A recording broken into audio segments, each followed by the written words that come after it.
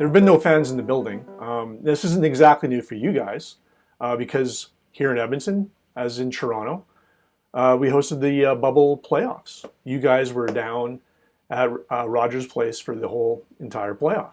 So you know what it's like to watch games and see how the flow goes with nobody in the building besides players and officials, and obviously some media watching from above. What's it like not having fans in the stands? Well, you can hear the players chirping one another, which you can't when there's lots of people in the stands. You can hear players yelling at the other guy in the penalty box, which is somewhat amusing. You can hear the players and the referees yelling at the players, "Don't hold, for one more second, or I'm going to give you a penalty," which is stuff you wouldn't normally hear. I don't think the Oilers play very well in a building with no fans, to be honest. I think the Oilers feed off their fans. Lots of teams do. Some teams have no fans.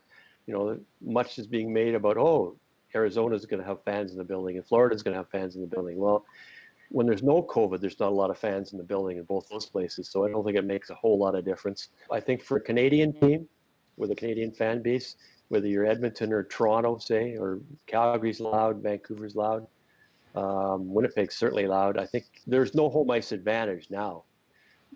Those are tough buildings to win in usually when there's fans in the building and they get wrapped up in the game and the players get supercharged. There is no home ice advantage, and I think it really affects the players that really rely on emotion for their game.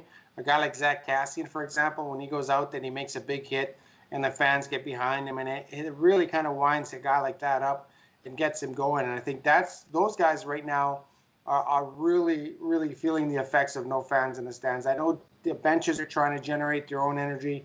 We saw that in the playoffs. The benches were really, really lively, probably livelier than they've ever been before, because they were trying to generate excitement and energy because it's not in the building. And I think the situation is now is that they're guys that rely on that energy. And I've been in the building now for a long time. I saw the entire NHL playoffs. We saw the World Juniors, and now we're watching the Oilers playing.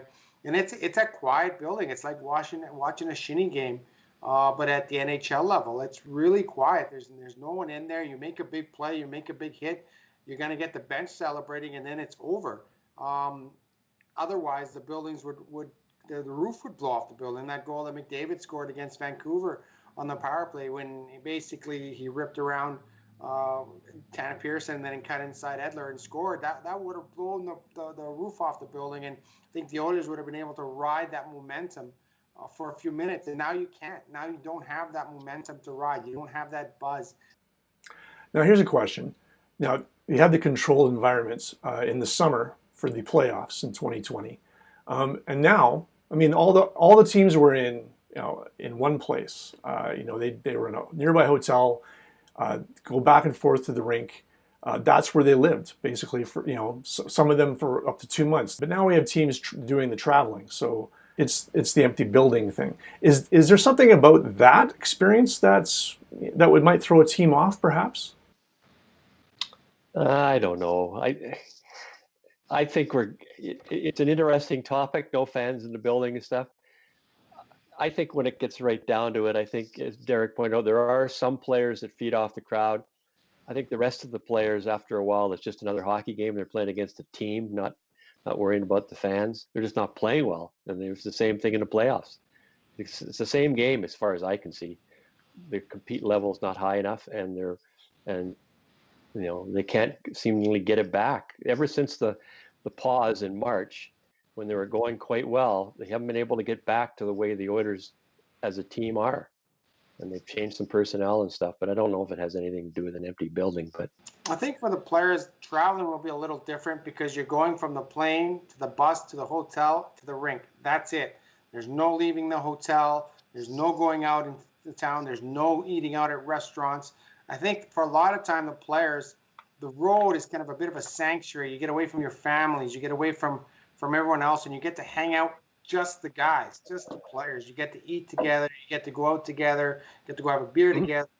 But now you're in the hotel, and there's nowhere to go. And I think that's going to be a big adjustment for some players, because the fun part of being on the road is getting to know a city and getting to go out and getting to see things and getting to do things. And after a while, one hotel just looks like another, and you're just staring out the window at buildings, and it's all going to be kind of the same. It's all going to look the same. It's all going to feel the same.